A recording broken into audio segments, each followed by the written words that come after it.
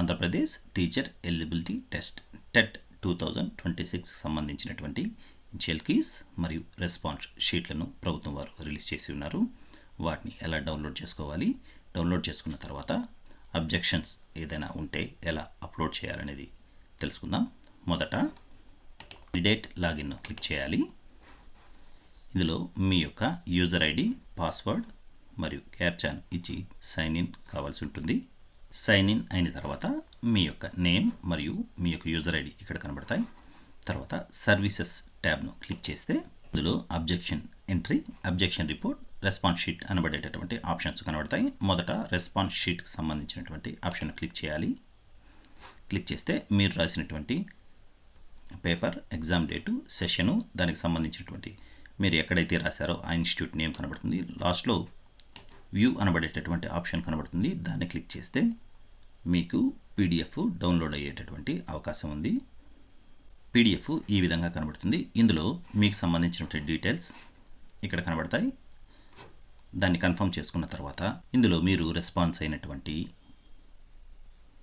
Answer మరియు official key ఇందులో ఇవ్వబడుతుంది. అది ఎలాగో తెలుసుకుందాం. ఉదాహరణకు క్వశ్చన్ నెంబర్ 2 సంబంధించినటువంటి ఆన్సర్ 3 చూస్ చేసుకున్నారు.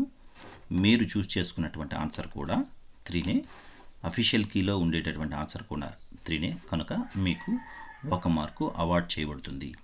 ప్రతి క్వశ్చన్కి ఒక ఐడి ఉంటుంది. ఈ ఐడిని గుర్తుపెట్టుకోవాలి. క్వశ్చన్కి సంబంధించినటువంటి ఏదైనా అబ్జెక్షన్ ఉంటే ఆ ఐడీలని సపరేట్గా రాసుకుంటూ లేదా నోట్ చేసుకుంటూ రావాల్సి ఉంటుంది. అదేవిధంగా ఈ క్వశ్చన్కి సంబంధించినటువంటి మీరు తీసుకున్నటువంటి ఆప్షన్ ఒకటైతే అఫీషియల్ కీ ద్వారా ఇచ్చినటువంటి ఆప్షన్ 2 కనుక ఇందులో మీకు మార్కు అవార్డ్ చేయబడలేదని అర్థం. ఈ విధంగా అన్ని క్వశ్చన్స్ను చెక్ చేసుకున్న తర్వాత ఈ విధంగా ప్రతి క్వశ్చన్ని మీరు అనలైజ్ చేసుకుంటూ మీకు అవార్డ్ చేయబడినటువంటి మార్కులు మరియు అవార్డ్ చేయబడినటువంటి మార్కుల యొక్క లిస్ట్ను ప్రిపేర్ చేసుకోగలరు. తరువాత అబ్జెక్షన్ ఎంట్రీ ఆప్షన్ను క్లిక్ చేయాలి. ఇందులో పేపర్, ఎగ్జామ్, డేట్, షిఫ్ట్, లాంగ్వేజ్ను సెలెక్ట్ చేసుకోవాలి. క్వశ్చన్ ఐడిను సెలెక్ట్ చేసుకోవాలి. ఇక్కడ నంబర్ ఆఫ్ క్వశ్చన్ ఐడీస్ అనక 150కి సంబంధించినటువంటి క్వశ్చన్ ఐడీలు ఇక్కడ ఉంటాయి. అందులో మీకు క్వశ్చన్ ఐడికి సంబంధించి అంటే ఆ క్వశ్చన్కి సంబంధించినటువంటి ఏదైనా అబ్జెక్షన్ ఉంటే ఆ క్వశ్చన్ ఐడిని సెలెక్ట్ చేసుకున్న తర్వాత, ఫర్ ఎగ్జాంపుల్ ఈ క్వశ్చన్ ఐడిని సెలెక్ట్ చేసుకున్నాను. అబ్జెక్షన్ టైప్ ఇన్కరెక్ట్,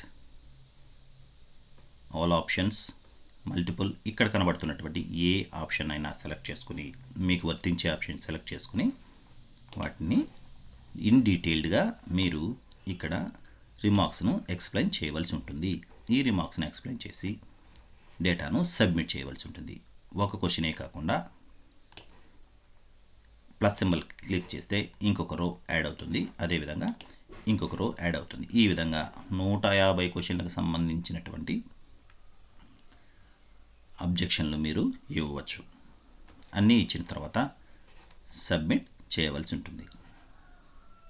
అదేవిధంగా రెండవ ఆప్షన్ అయినటువంటి అబ్జెక్షన్ రిపోర్ట్ను క్లిక్ చేయాలి. మీరు ఇచ్చినటువంటి అబ్జెక్షన్ ఎంట్రీలో ఉండేటటువంటి రిపోర్ట్ను ప్రభుత్వం వారు, టెక్నికల్ టీం వారు సాల్వ్ చేసిన తర్వాత డేటా ఇక్కడ కనబడుతుంది. ఆ డేటాని వెదర్ కరెక్ట్ ఆర్ నాట్ ఉండవచ్చు. దాని కరెక్ట్గా ఉంటే మార్కులు మీకు అవార్డ్ చేయబడతాయి. ఫైనల్కి నందు లేదు అని అంటే ఎంటీగా వదిలివేయబడుతుంది. ఈ విధంగా మీరు అబ్జెక్షన్ ఎంట్రీని క్లిక్ చేసి డేటాను సబ్మిట్ చేయాలి. తర్వాత వచ్చినటువంటి రిపోర్ట్ను అబ్జెక్షన్ రిపోర్ట్ నందు చూసుకోవాల్సి ఉంటుంది. Thank you very much.